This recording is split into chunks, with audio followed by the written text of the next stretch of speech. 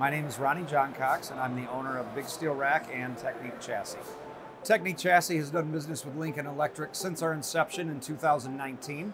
Again, we selected Lincoln Electric to be our partner, and we've had a great working relationship since the beginning of Technique Chassis.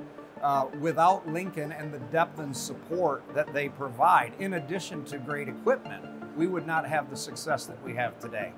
I toured the FabTech show, actually, and decided after looking at all the equipment that I wanted to have Lincoln Automation and Lincoln Welding as our partner to produce these cars. We've been using these welders every single day. The automation cells every single day. We have not had a single day that we have lost production in 5 years now by using Lincoln Automation. Not one single production day lost.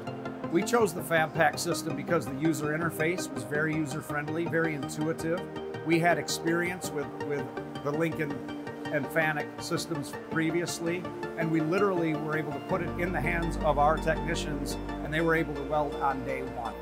Lincoln Electric absolutely will be part of our future growth. In fact, we've taken older machine tools and upgraded them to the most modern Lincoln Electric systems in all of our facilities. By the end of next year, we will be exclusively Lincoln Automation and Lincoln